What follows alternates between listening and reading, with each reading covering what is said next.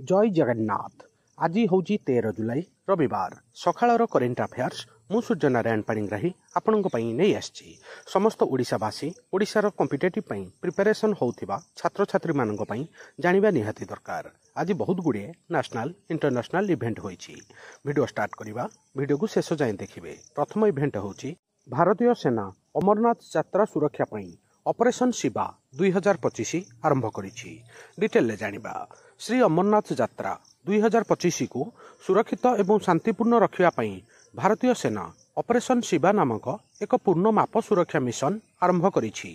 एही योजनारे जम्मू काश्मीर रे बढ़ुथिबा सुरक्षा विपद को दृष्टि रे रखी हजार हजार सैनिक, उन्नत ड्रोन एवं डाक्तरी दल जड़ित अछंती। ऑपरेशन शिवा 2025 अमरनाथ यात्रा पई भारतीय सेना ए ऑपरेशन आरंभ करिछि। मन रखिबे, वेरी इंपोर्टेंट। आउ गोटे बड़ इंटरनेशनल इवेंट कंबोडिया रो खेमर रूज साइट यूनेस्को हेरिटेज साइट तालिका रे जोड़ी होईछि। डिटेल ले जानिबा। बहुत बड़ इवेंट 11 जुलाई 2025 रे यूनेस्को आनुष्ठानिक भाव में कंबोडिया रो 3टी साइट तालिकाभुक्त करिथिला, जहाँकि खेमर रूज शासन द्वारा निर्यातना तथा हत्या पाई विश्व ऐतिह्य स्थल भाव में व्यवहृत होइथिला।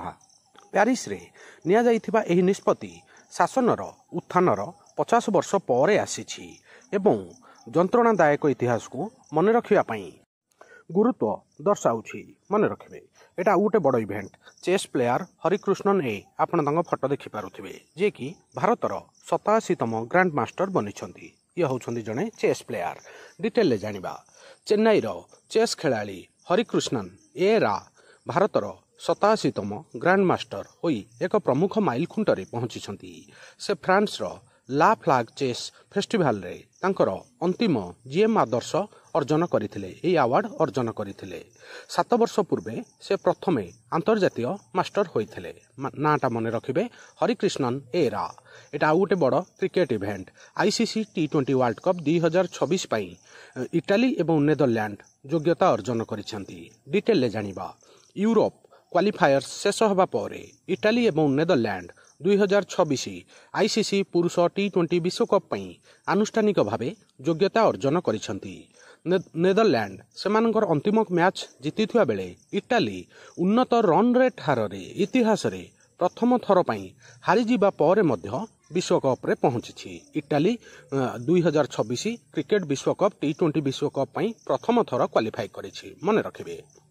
जिंग दुर्गर नाम यूनेस्को रो विश्व ऐतिह्य स्थल रूप से स्थान पाई। डिटेलटा कहूँ बहुत बड़ नेशनल इवेंट।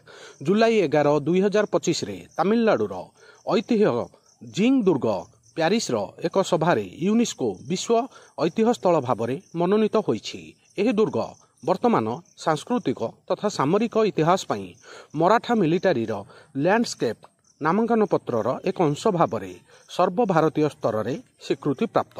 मन रखिबे, जिंगी दुर्ग जोटा कि आमर भारतर तमिलनाडु राज्य में अवस्थित एवं यूनेस्को हेरिटेज साइट रे बनिछि। Very important. निहाती पचरा जिवो आगामी एग्जाम रे।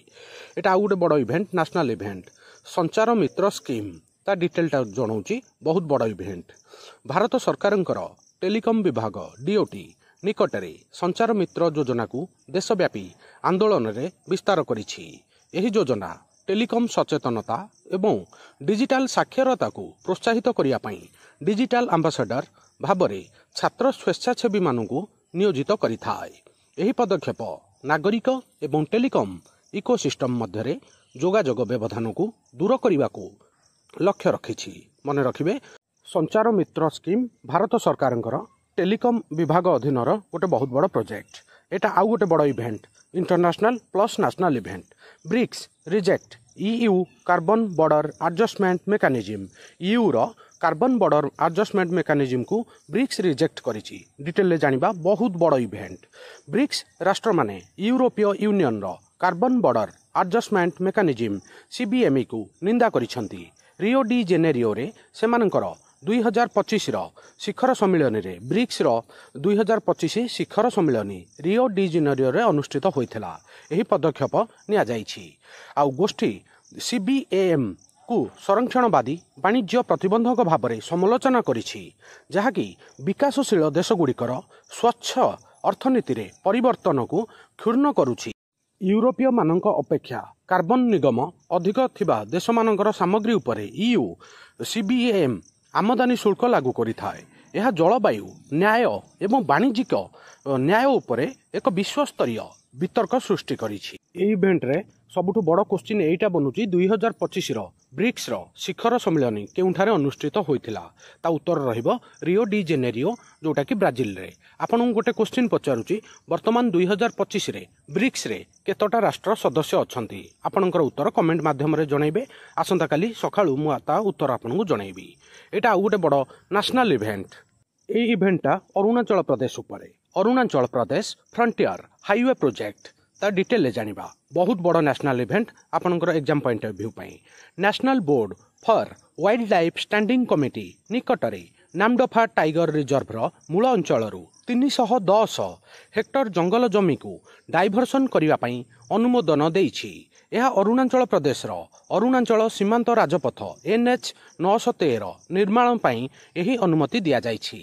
एही निष्पत्ति वन्यजंतु ह्रास एवं बड़ आकार वृक्ष काटिबा नहीं चिंतार कारण बनिछि। एही राजपथ चांगलांग जिलार भारत म्यांमार सीमा निकटरे एक रणनैतिक कॉरिडोर अटे। ठीक अछि, मने रखिबे, वेरी इंपोर्टेंट। आउ एई इवेंट रे सबुठु बड़ क्वेश्चन एटा बनुची आपनकर नामदफा टाइगर रिजर्व को राज्य रे अवस्थित। तार उत्तर रहिबो अरुणाचल प्रदेश। आउ गोटे क्वेश्चन बनुची NH 913 केउ राज्य रे अवस्थित। तार भी उत्तर रहिबो अरुणाचल प्रदेश। मु आपनकु आज गोटे क्वेश्चन पचारुची वर्तमान 2025 सुधा ब्रिक्स रे केतटा राष्ट्र सदस्य अछंती। आउ यार उत्तर मु आसंता काली सखाळू आपनकु जणाइबी। आउ आजिरो वीडियो एठी सरला। आउ वीडियोटा केमिति लागिला आपनकर मतामत कमेंट माध्यम रे जणाइबे। वीडियो को लाइक करिवे। समस्त सांगसाथी प्रत्येक ओडिसावासी प्रत्येक कॉम्पिटिटिव पई प्रिपरेशन होउथिबा छात्र छात्रींक पाखकु निश्चित रूपे शेयर करिवे। नुआ थिले वर्ल्ड अफेयर मधु जीके ओडिया चैनल को सब्सक्राइब करिवे। सबुदिन important GK current affair sports affair employment news notification आपनकु एठारे मिलिथाए। वीडियो देखिथिबारु बहुत बहुत धन्यवाद। जय जगन्नाथ। वंदे उत्कल जननी।